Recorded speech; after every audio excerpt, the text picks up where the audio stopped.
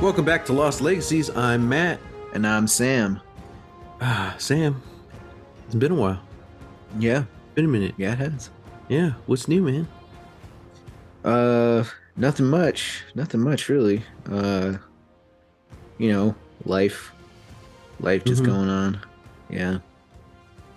Did we talk about Andor already on this podcast? I don't think so. No?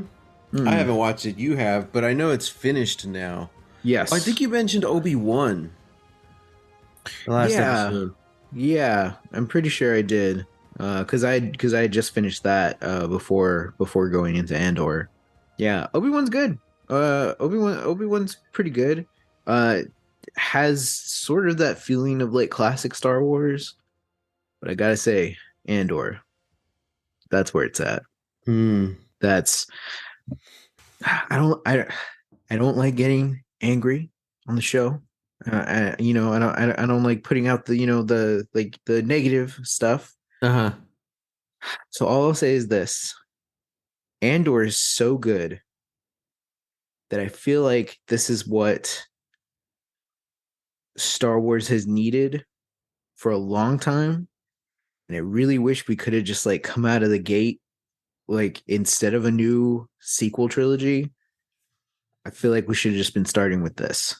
And it's so weird because like I enjoy Rogue One for what it is. This sort of recontextualizes Rogue One, and it kind of makes me feel like this is the superior work. Andor is the superior work than or to Rogue One. Well, that's good then. That's a good thing. Yeah.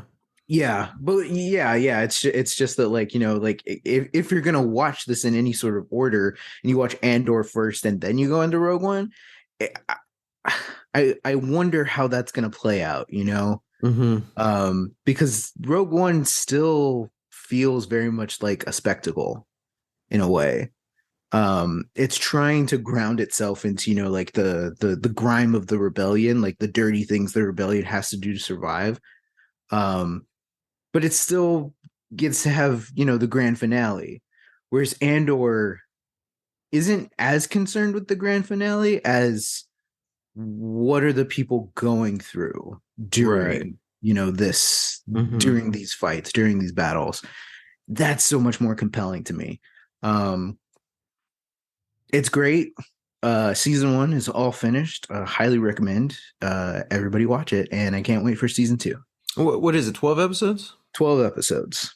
Interesting. Let's put it on my to-do list.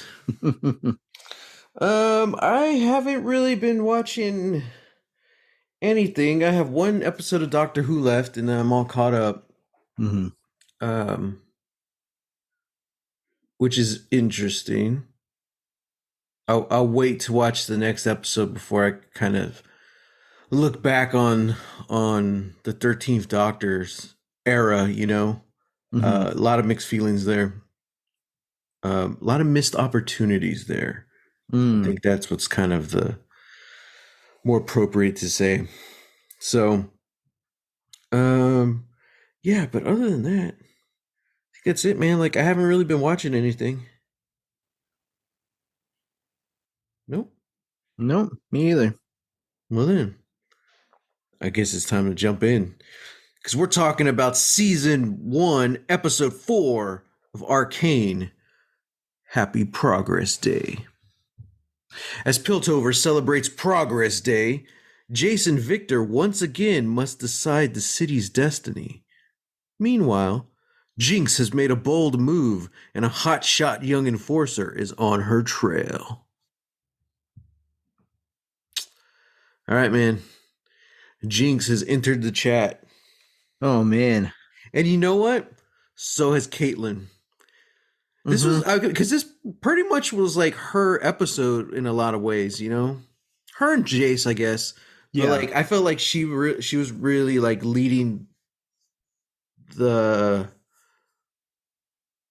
Well, I guess they're equals. I guess I don't know. It was just cool because we haven't really spent time with her. Last time we saw her, she was a kid. Yeah.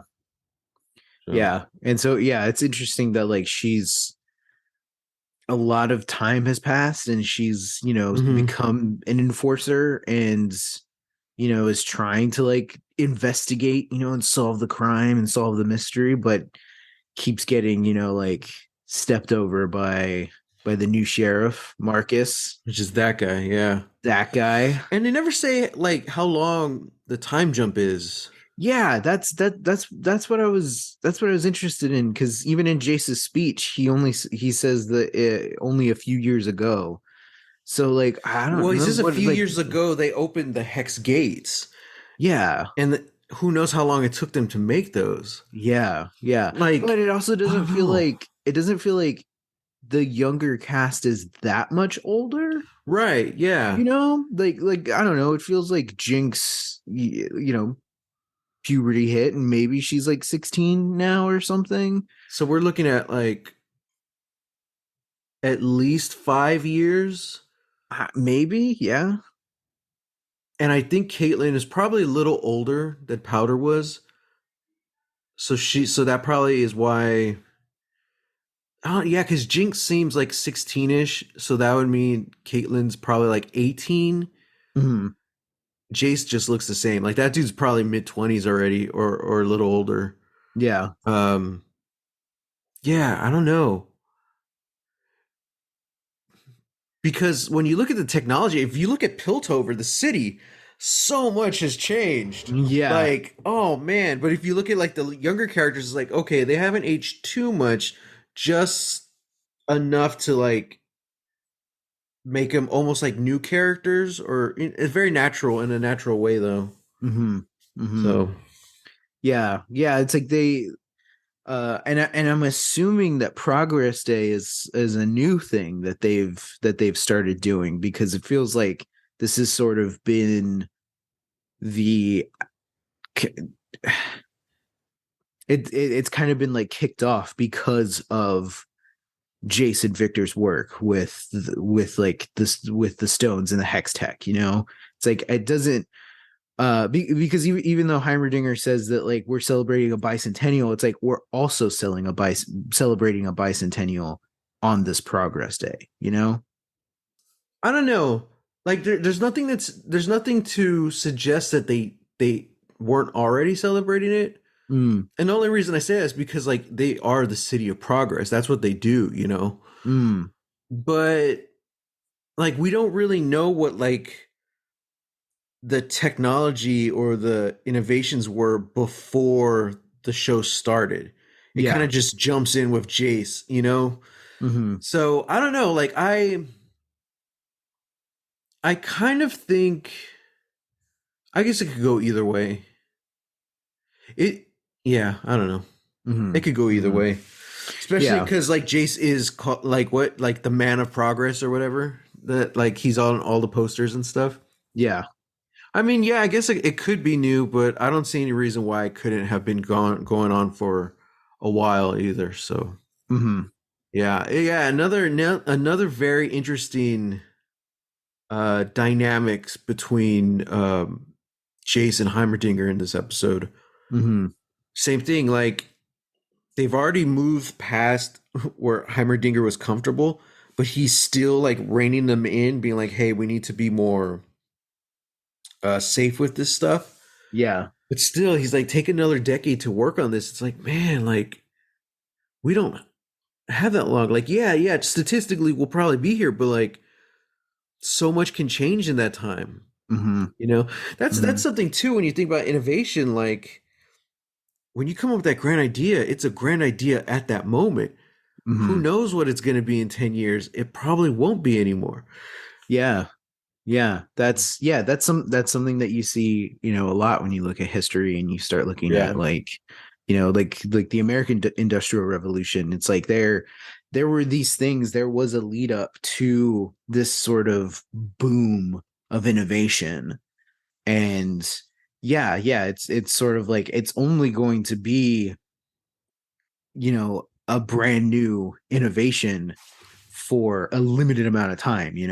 Oh God, dude. So sidestep here. Okay. I was just watching clips from the final episode of Battlestar Galactica, Mm, and this is like 2 nights ago. And one of Liadama's last talks with his father, well, I don't know if it's really the last talks, but it's the last talks in the series, because he's still president at the time, and he makes the decision to not build a city. Mm. It's like, no, let's start over. We're going to build up from the ground up, and we're going to maybe even teach like the native people some of our ways, but without the baggage of all our technology and all that history and stuff. And he Mm. said something to the fact that like history and technology and science has always led faster than our hearts could keep up with. Something to that Mm. effect. Mm-hmm. It's like it always outpaced our soul. I was like, Mm. ooh, Dang, ooh. So it's that's really good. interesting that like we're talking about this now in Arcane, because that's very much encompasses that city. And if you look at the council, same thing with like Mel. She's the epitome of she's just an opportunist trying to get the next big thing, not really Mm-hmm. thinking about the repercussions. Mm-hmm. Yeah, it's kind of like we said the last time, where it's like she's bored. She's Yeah, bored of whatever Piltover has to offer, whatever the council has to offer. Even in this episode, she's talking yeah. to, I don't know, but I think potentially like an investor or something, and she says like nobody in this room has anything to offer me, Hmm. like, but I except Jayce, you And know. what's interesting is like the last few episodes talking about the council, we knew she was an opportunist, but like we haven't really liked the council. Yeah. Liked her, but even now here, like I don't know if she's any better than the rest of them. Yeah, well, that's been my thing. It's like I don't think she is, and Right. I kind of lumped her in with the rest of the council, like because Mm. Heimerdinger seems like the only compassionate one, Mm-hmm. but Mm-hmm. looking at him objectively, Medarda's right. Like he can only see the past. Right. He's obsessed with keeping things in a certain way. That's why he said magic is dangerous. We can't do anything with magic. And even now, like you said, he's sort of stifling the progress of the hex tech. Yeah. Yeah. Like leave it to a decade where it's like it from the way it looks, it doesn't look like Victor has another 10 years. Right. Yeah. So it's like the council the council is made up of these people Mm-hmm. who really even with them electing Jayce to their position, Medarda's words are very clear. Electing Jayce as a new counselor is going to give him the power to protect our interests. Yeah. Yeah. I mean, they're all businessmen at the end. Yeah, yeah. So it's like that, like that's a very pointed statement that it's like, Yeah. yeah, none of these people care about, the people, but they really only care about themselves, their, businesses or whatever. Yeah. Yeah, man. That sucks. And the whole thing with Jace this episode, um, because like even Victor, like he was still prepared to like unveil the new like The gemstone. the new gemstone, but like Jace gave in, for Heimerdinger, and he played it off in a good way. He's definitely a showman. Like you see, like he's become that person now. So he was able to play it off. So they didn't reveal any of their new inventions that they're working on, uh, which pisses off Mel. But she's the one. Again, she sees the opportunity because after all this happens, Jinx is blowing stuff up. Heimerdinger is just proven right. He's like, yeah, we need some kind of failsafe here. Mm-hmm. And Mel's like, ooh, let's get Jayce. But I think it's also one, she sees the opportunity, but also both her and Heimerdinger see like the quality of man of Jayce, because he wants to stop everything, which Mm-hmm. isn't realistic. Because like you're literally gonna shut down the city, and that's when people start dying. Mm-hmm. Mm-hmm. They even said like thousands of people would lose their wages, but he was willing to sacrifice his reputation, his image, his work, because he felt like he failed. And I think Mm-hmm. both Mel and Heimerdinger picked up like, man, like Jayce he's a good guy, you know. Hmm. And Mel ran with it though. She's like, Yeah. he should be in charge of Hex Tech security. Yeah. Like, ooh, Yeah. Jayce, man, he didn't even want that power, you know, and he just stumbled into it by doing the right thing. Hmm. Um, so it's really crazy how like the episode starts with him wanting, you know, to progress this innovation, and then he gets stifled, and he's okay with it, you know. He's not okay with it, but he's like, all right, this has to be done for Hmm. whatever reasons. And then he ends up with that power anyway, probably even Yeah. more power because now he's on the council. Yeah. Oh, dude. And it's a great episode, man. I really loved it because it did feel like a soft reboot. You know, it's like it's the same Yeah. story. Time has passed. We get a lot of new characters to focus on. Uh, well, most of the character Caitlyn, you know, but we get to see. It's like we're being reintroduced to the world Hmm. because let's also talk about what's going on in the lanes. Hmm. We want to talk about change. There's been a lot of change down there. Seeing seeing the last drop like Yeah, that, the bar. yeah, that hurt. Yeah, man. It really hurt. Yeah, it was interesting too because um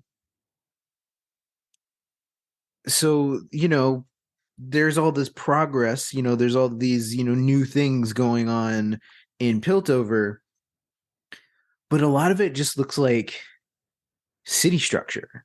A lot Yeah. of it just looks like, oh, we're bringing shipments in, we have like the Hmm. big airships and all that stuff. But when we go to like the council or like the party that they're having, any of the previous counselors that we've seen, any of the previous characters we've seen, and I don't know if this is just like an artistic choice, because it's like, oh, we don't want to animate new clothes or new things for them, whatever. But they're all wearing the same stuff. There's that Yeah. one council member that has that like giant necklace that's like turning Yeah. like Yeah. cogs. And like that was cool when I saw it 2 episodes ago. Now I'm like, oh, you call yourself the City of Progress, but you're still wearing that? Like interesting. Whereas when we cut That to the one guy is lane, still playing that same game that Mel gave him, I thought thinking that it's a was an puzzle. I was like, yeah, that's a nice touch. yeah, I thought that was a nice touch too. But then like cut from that to down in the lanes where it's like there's been a rapid change. It Yeah. feels like one, there's more sort of money coming in than Hmm. before, but it also looks a hell of a lot seedier. Like the Hmm. lanes initially just looked kind of like run down. It's like it is sort of like boistering or bolstering like people, like different sort of people It was from just all people trying to over. survive before. Yeah, yeah, but it's people trying to survive. Where it's like here, it looks like they're thriving in a very It's the wrong bad people are way. thriving. Yeah. Yeah, yeah, the wrong people are Wow. thriving. Um, yeah, man, and now the last drop is no longer just like a bar; it's like a nightclub essentially. Yeah. Yeah. Yeah. So I um I love what like stylistically and I guess lore wise what they're doing with that, which they named it, or Silco named it for the first time as Zon. Mm-hmm. He's calling the Undercity Zon. But I love what they're doing down there, and they even mentioned it on the in the capital, and they said we've seen what they've done with Shimmer, Mm-hmm. which is apparently being used like as a drug now, which Mm-hmm. is what made that dude a superpowered beast in the Mm-hmm. last episode. And Shimmer and body enhancements. Yeah. I thought that was really interesting. And this is something I want to bring up here because slight tangent, kind of fantasy settings. Mm-hmm. We've mentioned this before when we talked about the dragons and stuff. Like in a world of magic, what does progress look like? Mm-hmm. And I want to let's talk about Critical Role. Favorite D&D show, and they had a character who invents the first firearm. He's a gunslinger. He invents this pistol. Um, It was more than a pistol. The pepper box, and it's like, okay, cool. The story goes on, the story kind of ends, but that character really makes it now is kind of life goal to make sure like those plans don't get out. It's like, Hmm. okay, all right, he sees what he created. He sees this terrible thing he created. Still, decades go by in this world, and like now we're in campaign 3, and still people will have like rifles or pistols or whatever. It's still very rudimentary. I was like, Hmm. okay, interesting. I guess you can play it off by saying like the plans haven't really got that far. But I'm like, but people are still producing these because all these weapons had to come from somewhere. Yeah. That's kind of what the thing is here. Like, I want to see more fantasy content really focus, not focus, but address what the normal person does. How does a normal person without any kind of magical ability survive in this world? Hmm. It's not going to be swords and shields because you can't fight a crazy wizard with a sword and shield. There Hmm. has to be something else, you know? Slight spoiler, there is an encounter in the third campaign of Critical Role, which is essentially like it's almost like a Mad Max type of a setting that they're in, Hmm. where there's all these like vehicles made of scraps and stuff. Well, there's this one that's this huge, almost robot type thing, and it's like has a bunch of guns, and it's like these cool chambers. I'm like, wait a minute, Huh. these guys were able to make this thing out of scrap, and yet you can't tell me some guy just has a regular 6 shooter. Yeah. You know, they're still doing like the powder and ball thing. Like I'm trying to piece together like the technology here. Like in our real world, if you look at the history of firearms, you can see the progress and where it was made. I'm Yeah. like, where like in this fantasy world, where are we, how does that transition? Maybe that's thinking just too much into it. But that's something I kind of want to bring up because like if you don't have magic, or in the case of Dungeons and Dragons, to learn magic, it's expensive, which Hmm. means you have to have money. So if you're poor, you can't be a wizard, Yeah. you know? So the character Caleb, you kind of see how he deals with that because he's an adventurer, so he gets gold. Hmm. So Hmm. that's one of the reasons I made my own subclass, Sam. You know, Ah. how do you survive in a world of magic if you have no magic? Yeah. Have no goal to learn that magic, or if you got some kind of learning disability, or you can't read because this is a fantasy setting, you have lower classes, what are these people willing to do to get power, Yeah. you know so Yeah. I kind of made a magic tattoo subclass anyway. Find it here at. I know that's neither here or there, but that's just kind of my whole point. Like that's what I really like about this setting of Arcane is we're Hmm. seeing that progress. Like still, like we mentioned, we're seeing a little bit of magic, but the magic we've seen so far is very science based. Yeah. So how do you keep up with that? Well, Zahn is they're using Shimmer as a drug. I don't know what else they're using Shimmer for though. Yeah. Because with all the body enhancements and stuff, like I'm really curious if there's a connection between that. Hmm. But yeah, I don't know. I mean, there potentially could be because even we kind of see something like that in the scene where Victor and Jayce are showing off their new like technology, the Yeah. Atlas gauntlets and the Hex Claw.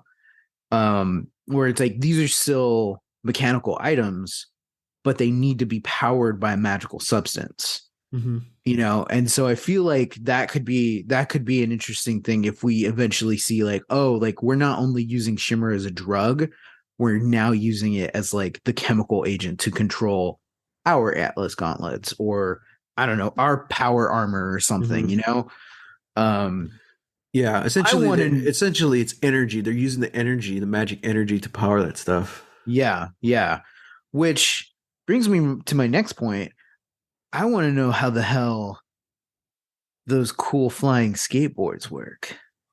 Dude, right? Because that's not Hex Tech. Because it's not Yeah. blue. It's not blue, so it's not Hex Tech. Yeah, and it might not be shimmer because it's not purple. It's green, Yeah. which my favorite color, so automatically I fell in love with it. That's such a cool scene, dude, when they all come Yeah. out of the tunnels. Yeah. Yeah, dude. Who the hell are the firelights? Because they seem really cool. Yeah, And they do. that's where that guy from the intro comes in who's got the Yeah. cool, like, kind of owl looking mask or Yeah. bird mask. I was like, this guy Yeah. is great. Um, yeah, man. Um, so I guess like that. So this finally takes us to the point where you started the episode off with Jinx has entered the chat. Yeah, man. Little I powders. I love how she's presented as like this monster. Yeah, yeah. Like the two guys get trapped, underneath, in the bowels of the ship, and and then like you see between like the cracks in the barrels, just this super quick like blue streak. And they're like, oh gosh, Yeah. she's here. I'm like, oh, this is horrifying. Like, Yeah. what powder? What happened to And then you? she just comes out all innocent, like, Hi. hi.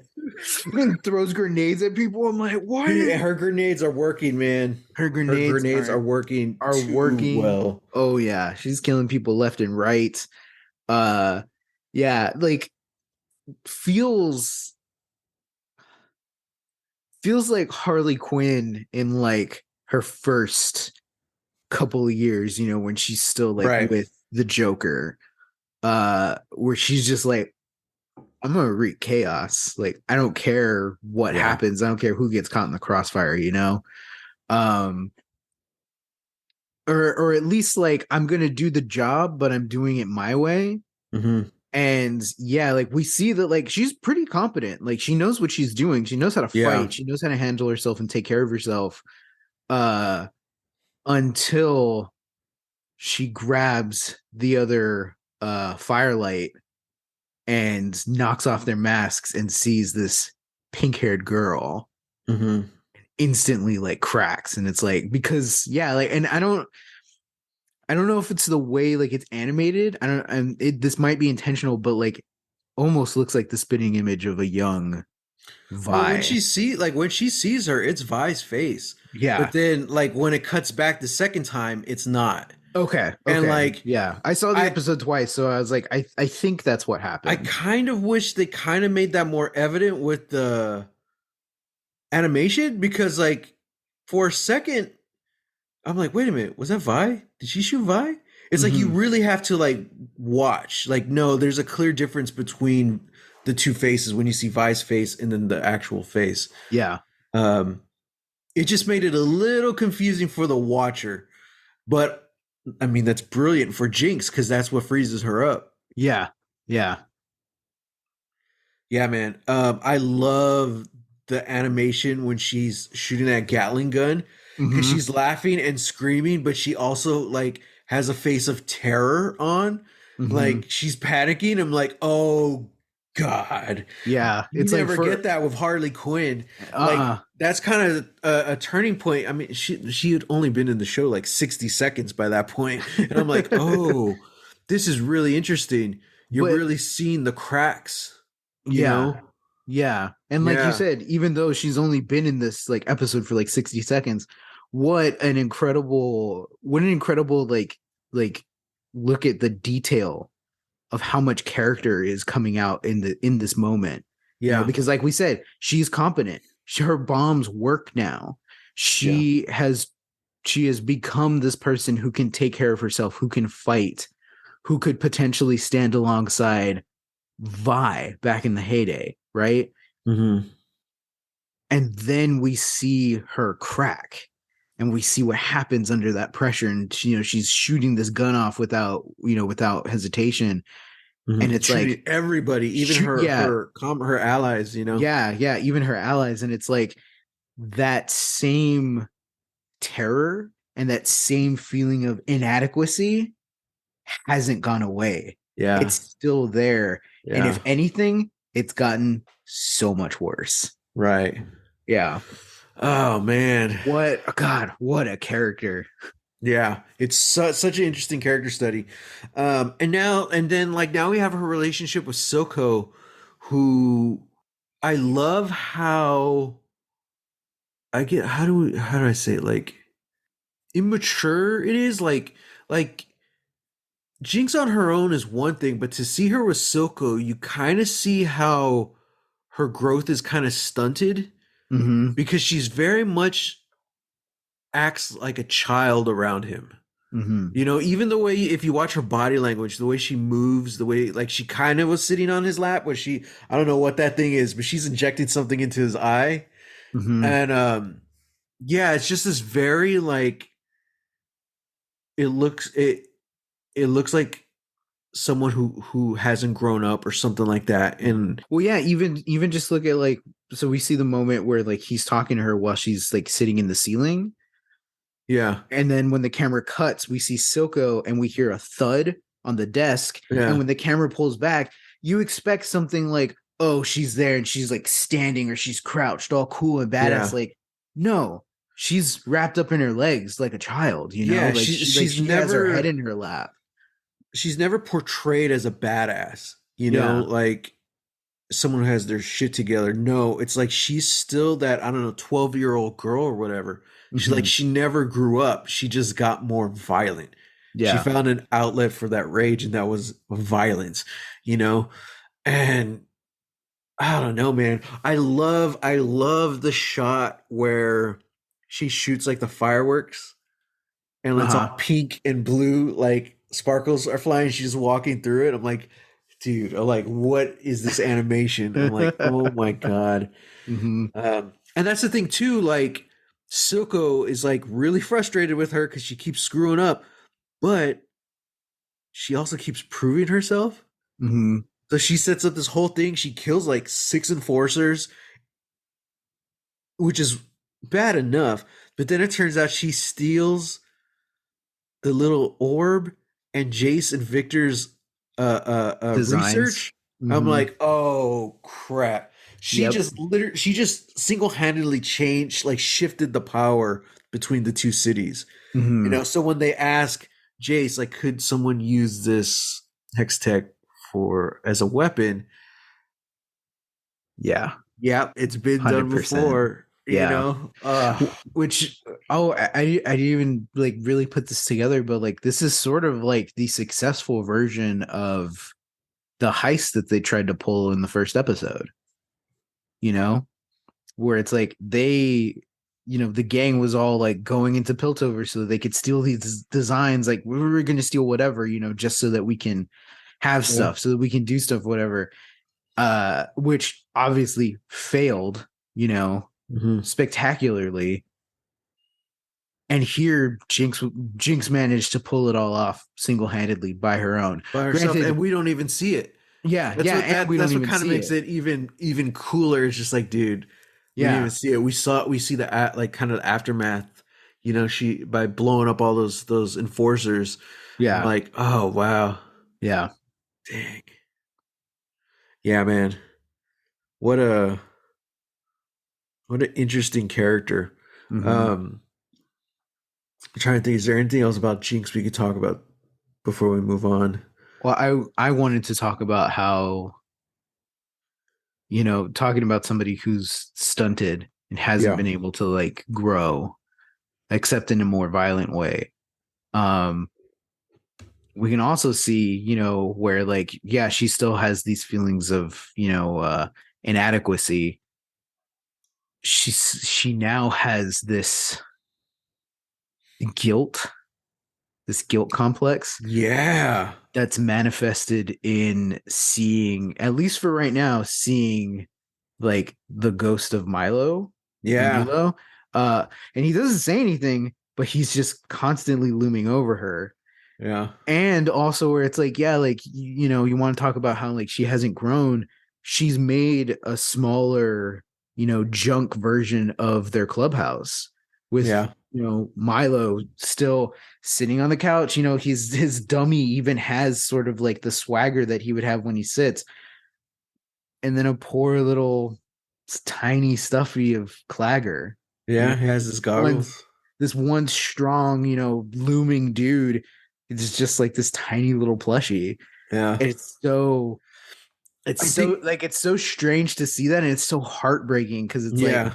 all she wanted. Like she just wants her Yeah. family back. And I think You it's also know? interesting because, like, as big and strong as Clagger was, he's this tiny little stuffy now. Mhm. Milo was the one she actually, I don't know if she hated, but she had that rivalry with because he was Yeah. so mean to her. But Yeah. he's the one who's shown prominently, Yeah. So talk about manifesting your demons, dude. Like, Mhm. you Mhm. know, you you literally made a statue to your bully. Yeah. Like, geez, um, yeah, Yeah. nothing of Vi, which is interesting. Well, She didn't. one, I didn't see her like. yeah, I didn't see anything that would represent Vi at Yeah, all. Um, oh, really quick, this is just superficial, but can we talk about how cool like Jinx's lair is? Where it dude, looks I like it's at the know. it's like it looks like it's the bottom of a ship. Like a Like like a giant, giant turbine or yeah, something. Yeah, like they like it looks like a propeller or something. yeah, That's just stuck between like this cavern. I'm like, this is cool as hell. yeah, you know? Um, so yeah, that's cool. Yeah, nothing of Vi, and probably because like one, the way Vi left, yeah, and Jinx feels abandoned. But then also Silco says that your sister's dead. yeah. Your sister's dead. And it's like, okay. So it's like one, she didn't see that, and she probably feels like she didn't cause that death. Like Vi's just dead somewhere. Like fine. So that's probably why she hasn't built anything to sort of like Hmm. deify her in a way. Um, but yeah, also I feel like Silco has to know something. Silco has to know that Vi's not dead. Oh yeah. I mean, You know? obviously he just made that up. Yeah, yeah. Which like kind of this is me jumping to the theorizing portion, Okay. uh where it's like I there was a moment where the council is all talking about how the underground has been left unchecked. There's nobody's claimed responsibility for this, blah blah blah, all this stuff. And Marcus is still in the room with the council. And Hmm. Marcus is now in this position of power, same as like the sheriff was in the first couple episodes. And I'm curious because we saw this setup of a relationship between Silco and this guy. What? Wait, what's his name? Miles? Marcus.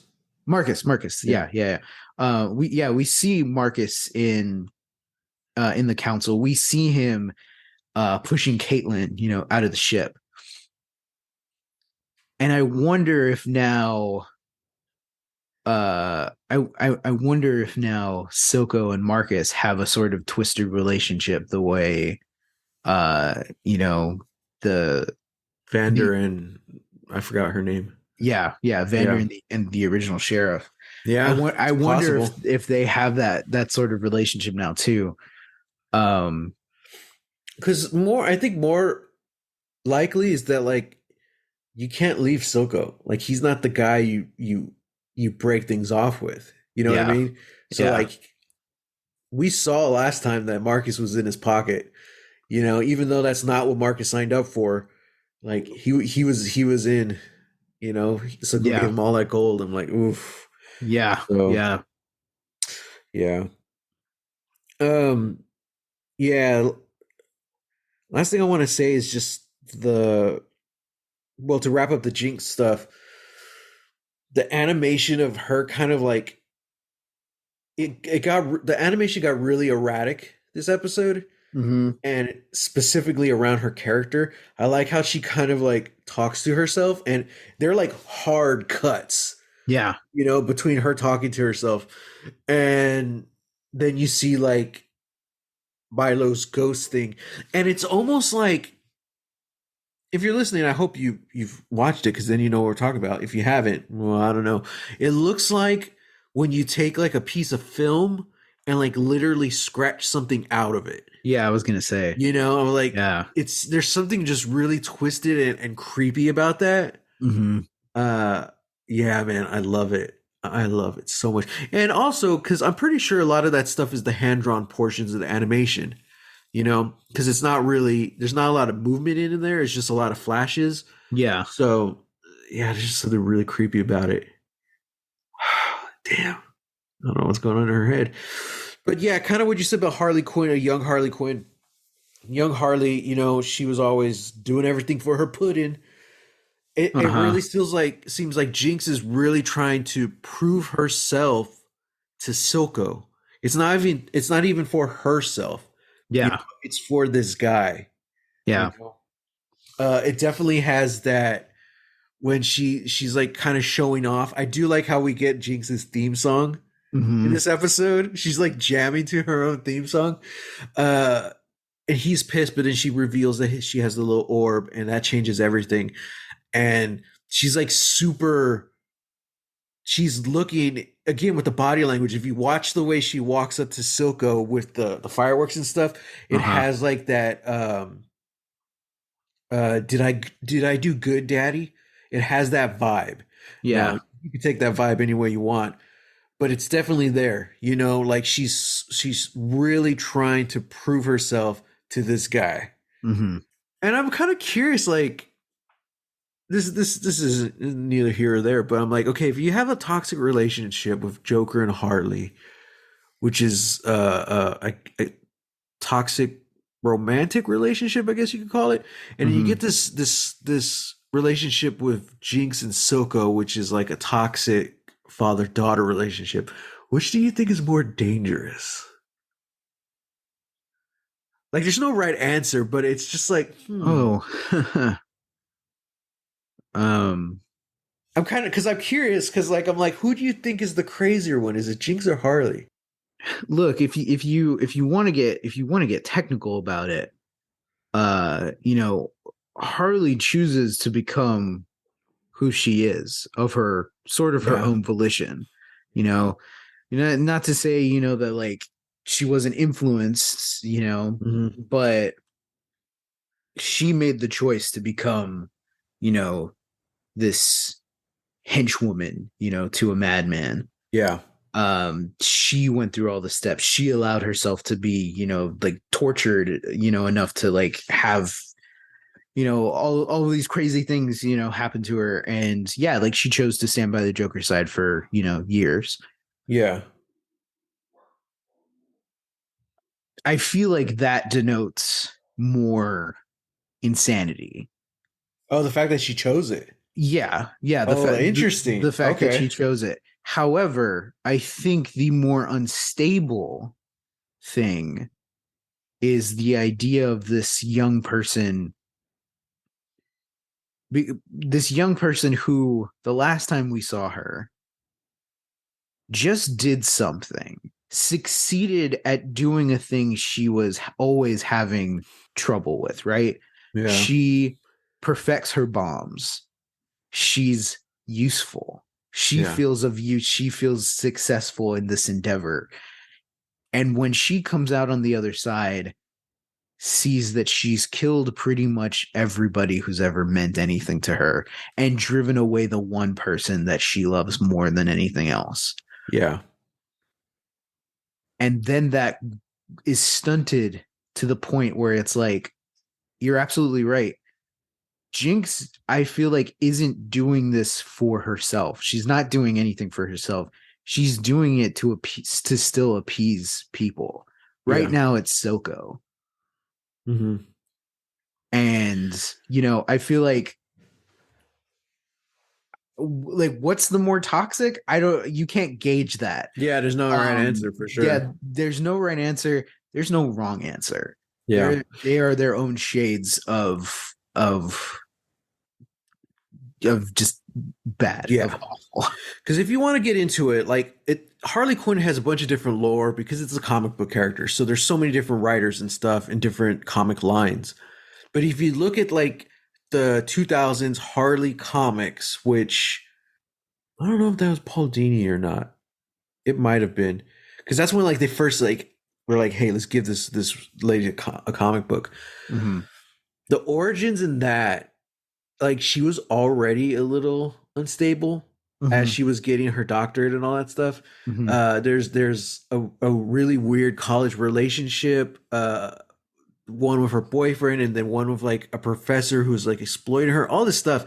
But what was really interesting is her family. Her dad was like a con artist or something. Mm. Or not really con artist. I think he's just one of those guys like who always had plans, always trying to do stuff and it never really worked. Okay. But he had a wicked laugh and a wicked smile. And you Mm. see that when she visits him in prison. I'm like, oh, daddy issues. Mm. And if there's one thing we know about because of this podcast, Sam, it's daddy issues because that sums up all of Lost. Yeah, Every character has daddy issues. Lost is just a show about terrible fathers. And I know how terrible fathers ruin people's lives and get them trapped on a deserted island. You know. So I thought that was interesting. Like that kind of led her to the Joker, and with Jinx, it's not really daddy issues. I guess it's more of just abandonment issues because all Powder wanted to do was prove herself to Vi, her big sister. Yeah. And now that Vi's out of the picture, it's Silco. So, yeah. Mm-hmm. I don't know, man. Great characters. Before we wrap up. Great characters have daddy issues. Remember that. If there's one thing to take away from this. Yeah. Before we wrap up, we got to talk about Caitlyn because she's a player now. She was an enforcer. She no longer has a job. Mm-hmm. Her parents pulled the right strings. Ugh, rich parents. Yeah, dude, that sucks, man. Oh, and her parents are all up on Jayce again. You know? Oh, yeah. I'm like, oh, okay, yeah. You who like spurned him and turned him away, but now that he's useful, now that he's man of progress, you know? Yeah. Ugh. No, rich people. But I like. I don't know where that comes from, but I like that Caitlyn, right? Caitlyn isn't like that. Mm-hmm. Maybe it was her relationship with Jayce that kind of helped build her curiosity or something, you know? But I like how she's in this super nice suite because she's a rich girl, but she's like solving the case, you know? She has all the little pieces of paper and like the strings, you know, she's like that Charlie Day meme trying to figure out the conspiracy. And I thought it was a cute, nice little touch that she has the little step stool she gets on to like look over everything. I'm like, yeah, I thought that was to interesting. me, like it gives me the vibe of like a Disney princess trying to become a detective. You know what I mean? Like this rich girl who, for all intents and purposes, she seems like a good person. I honestly feel like she has her head screwed on better than Jayce does. Who, even though Jayce has more of humble beginnings, Jayce, I'm getting on topic, but I kind of feel like Jayce is kind of being led by the council or whoever's influencing. You know, like Jayce is someone who is what's the word, like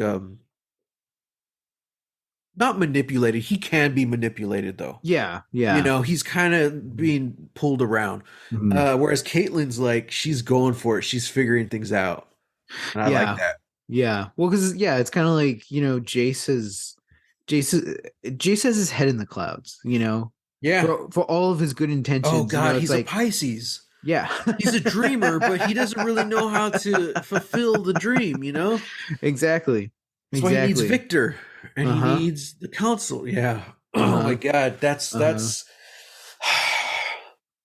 if I were to be cast in this show, they would cast me as Jayce for sure. 100%. 100%. I would cast you as when I don't Jayce feel like this and have a better voice. I wouldn't want to play Jayce. Like he's a cool character, but I don't know. Too bad. That's who you're getting who would you cast play? as.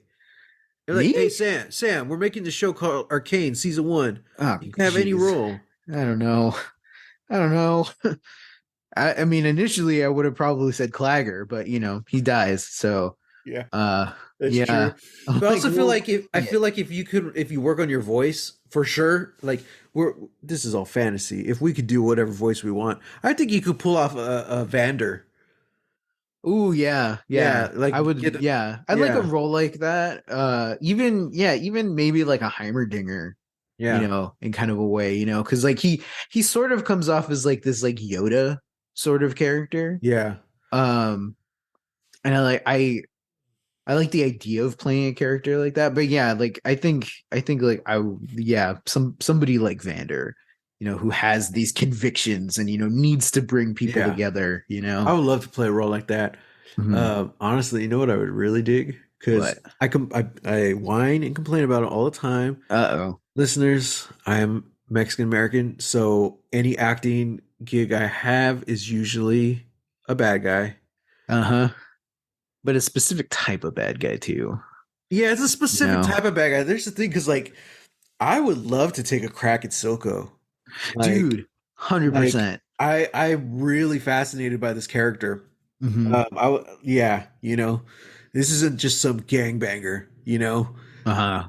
which they usually pull me in for. Guy with chainsaw, that's who I end up reading the lines for. Um, yeah, or a guy named Hector. I'm like, oh, Yeah. okay, they're not going to cast me. They're going to cast that guy who's actually named Hector. Uh-huh. That one actor. Who Yeah, plays nothing but Hectors, yeah, The Hector cinematic universe. yeah. Um, Yeah, yeah. So I don't know. Also, Jayce does have a nice kind of shade of brown to his skin, so I want to He be in his does. corner.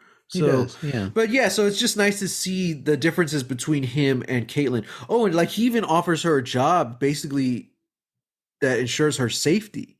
Yeah. Like he doesn't see. It's almost like belittling. Like he doesn't understand what that job means to her, the value that job means to her, Yeah. Like, Yeah. no, no, no, you're just something we need to protect, keep safe. And like she's trying to make a difference. Yeah. So, and she's the one going after Jinx. And how does this episode end, Sam? She goes to Stillwater Prison Mm-hmm. where she finds an inmate who might just break this case wide open. Mm-hmm. And it and it's our girl, Vi. Hell yeah. Hell yeah. Yeah, this is a pretty much vileless episode. And it worked. I think it helped the reset. Mhm. Like this Mhm. is a new act of the story, time jump, everything. Mhm. And Um, it's like it shows how much like not just like the world and the story has changed, but also the characters, because like we yeah, said, like, even like Caitlyn, like she comes off as sort of like this prim proper, maybe sort of, princess, a Disney princess in a way. yeah. And here she is kind of being like the hard boiled detective, Hmm. Jinx, this very meek and shy, little girl. Now she's like full on terrorist. Uh, Yeah, yeah, yeah. And here we are, like Vi was the reckless leader, the person who would sacrifice anything, do all these things. Like, I need to protect my family. I need to do this. And as far as we can tell from just the little bits that we've seen and we've heard in this one episode, seems just like a violent criminal. yeah. Dude, it's like we didn't get any full body shots of her this episode. It was all Uh-huh. close ups, but we saw some sick tattoos on her Yep. Yep. and muscles. Like, yeah, I don't know, Yeah. man. Vi definitely bulked up in whatever time gap that was. Um, yeah, man. Ah, geez, what an episode, dude. Mm-hmm. So, like now the storylines, because we were talking about how the two storylines were gonna have to mix somehow. That's Uh-huh. kind of what this episode ended at, because it's Caitlyn and Vi literally coming Mm-hmm. together, Mm-hmm. It is bringing both yeah. storylines. Yeah, it's Piltover and Zahn like fully Yeah, connecting now. Yeah. so that's gonna be really interesting to see. Uh-huh. Um, yeah, man. Also, yeah, like the rich princess trying to solve the case and the hardened criminal slash rebel leader coming together. I don't Mm-hmm. know, man. great YA fiction has been written off of less, you know? It's true. It's true. Yeah. Yeah. Yeah. Yeah. Dude, what an episode. Uh Mhm. awesome. I'm pretty sure there's something that we forgot to talk about, which is totally different from last week. Like last week's was a very simple storyline and plot, but just Mhm. very impactful. Yeah. This episode, there was so much going on, you know? So I don't know. I'm pretty sure we'll remember something for next time. Well, I talked about one theory. Okay, I you have got two another one? more. I have two Okay. more. Uh Feels obvious, but just the way Victor's being left behind in all this. Yeah. Just like yeah, from obvious like camera placements and the way even like the first thing we see Victor doing this episode is like screwing something into a piece, piece of technology, whatever it is. And then when we cut back to see where Jayce is just lounging in the workshop looking at something, his feet up on the table. I'm like, Yeah. interesting, cool. Um, Victor doesn't want to be seen, by the city, in the state that he's in, Yeah. and even in like the council meeting, he's gonna speak up, and Jayce kind of just like puts his hand down, and it's like, uh, yeah. And Jayce is offered this counselor position, and Medarda says that Jayce is the only one who has the knowledge to be able to continue work and protect the hex tech and the hex gates. And it's like Yeah. we don't see Victor for the rest of that scene, but he's also somebody who can control and operate the hex tech and Yeah. the hex gates. And So, the whole reason of the giving them this job is because of the people in the Undercity, mhm, you know? And it's the same thing over and over again from the first three episodes. It's just several years later. They can't control them, mhm, but they still need to take care of them and protect them. yeah, So that's why they give Jayce this position. And mhm, I mean, that's Victor's from there. He's from the lanes, you know? yeah, So, yeah. yeah. So that's gonna come to a head. I feel like this show and this story that they're telling uh has sort of not like a fairy tale quality, but kind of like a fable in a way, or at Mm, least like something sort of mythological in a sense that like the character journeys are going to hit a point where they're completely different from when they started out. right. Obviously we can see that with like Jinx and Vi, that those, because those are sort of our two like main protagonists, right? Hmm. But even characters like Caitlyn, like, a couple episodes later, like they're different than from who they were when we were first introduced. Hmm. That's just the nature of stories, the nature of storytelling. But some of the best work is usually when those characters aren't the characters who like, start off bad, or anything like that. Yeah. It's the ones who start off with good and humble hearts who are then turned by things, Right. who are then Right. corrupted by things, and that I can very much see this. That could be the story of Victor, is what I'm seeing. Mm, hmm. This person who comes from the lanes, comes from similar humble beginnings, not entirely the same as Jayce, but similar humble Hmm. beginnings, outcast needing to prove himself, and he gets passed up. Yeah. I feel like and I feel like, we haven't talked about it and they haven't said it in the show, but it does ring true as like sort of like ableism.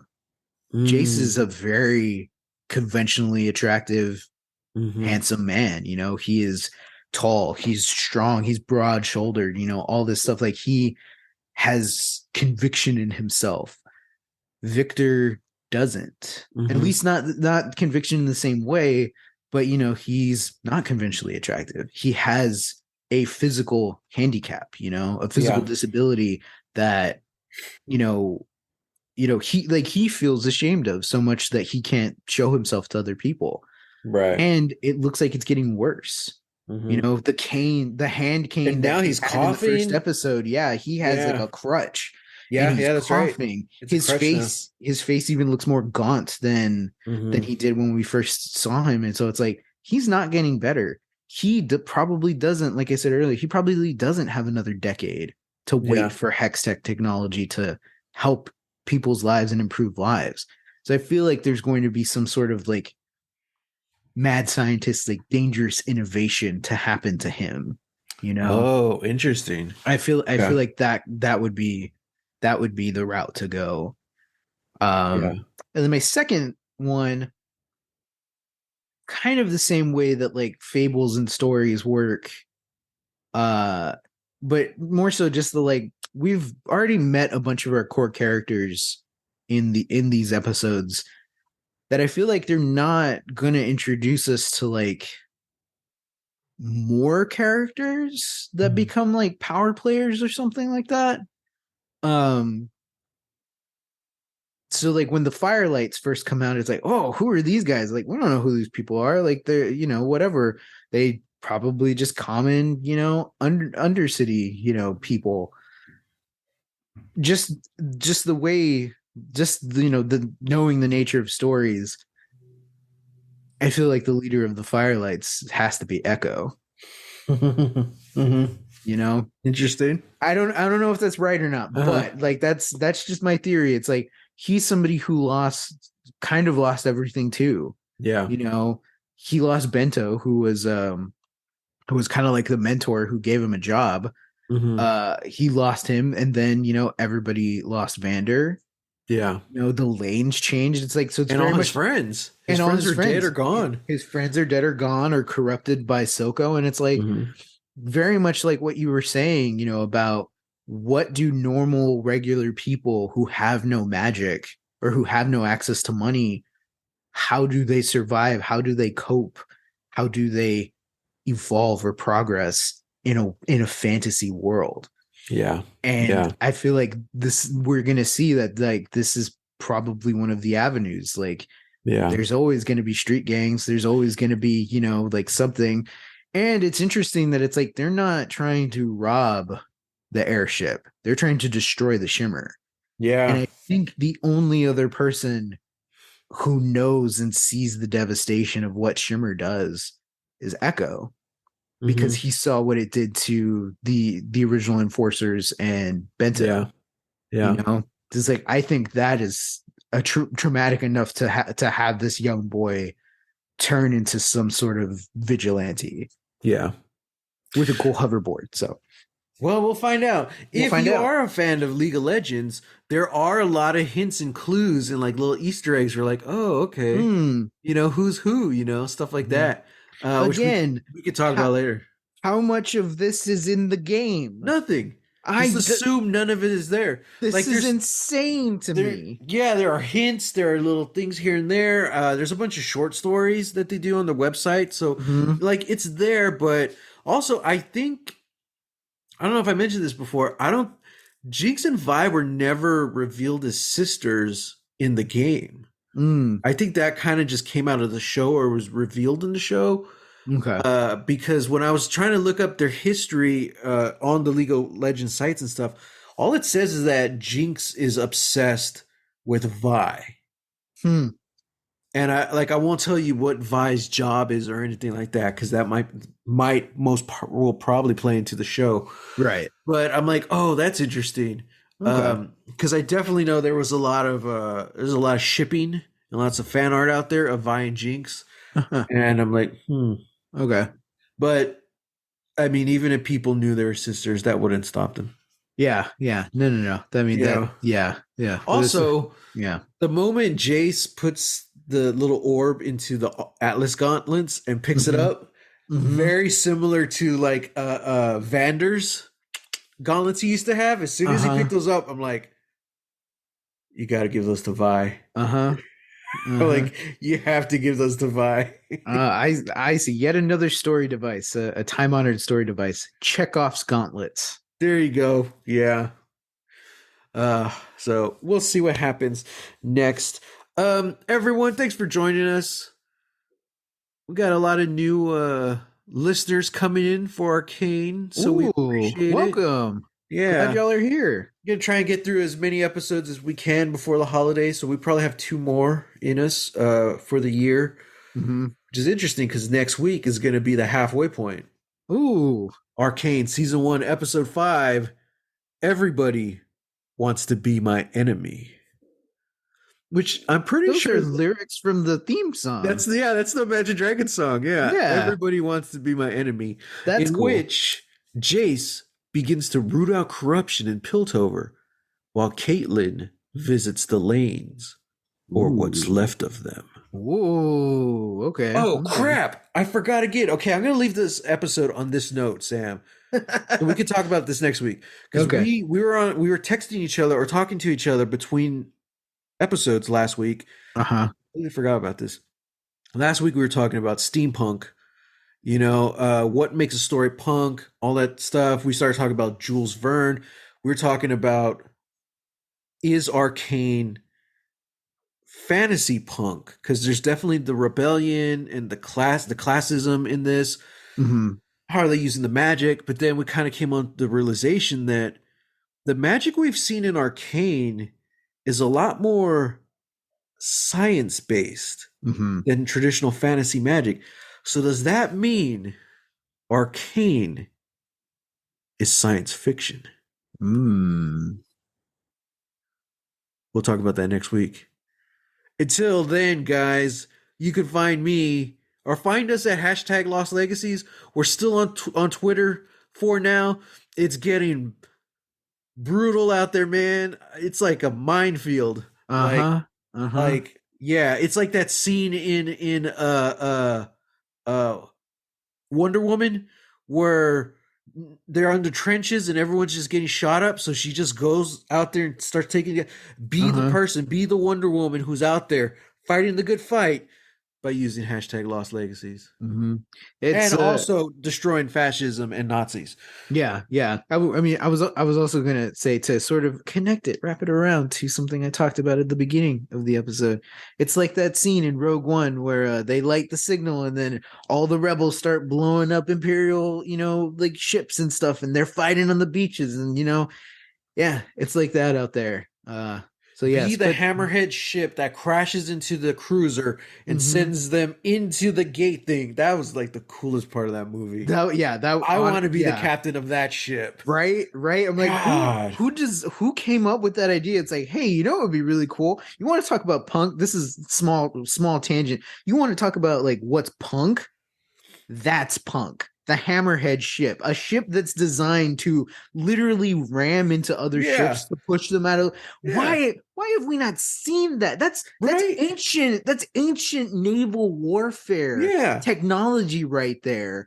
And like, and do we ever see that again? Like I don't know. That was I was a fan of the Holdo maneuver. Right? Is that what it's called from Last Jedi? I did like that. But it's not as cool as the hammerhead, because like, wait a minute, you have a ship that can purposely crash into other ships and move them. Be the hammerhead. Be the hammerhead, guys. Yes, just crash into Twitter. We got to destroy and dismantle fascism at its core, which unfortunately is now Twitter for some reason. Way to go. Anyway, I'm on Twitter _Matt Jimenez and on Instagram at Holy Hand Grenade of Antioch. And I'm on Twitter and Instagram at Real, that's REEL, Texas Weirdo. All right, everyone. Fight the good fight. And look out for yourself. Look out for yourself. I forgot. All right. Yeah.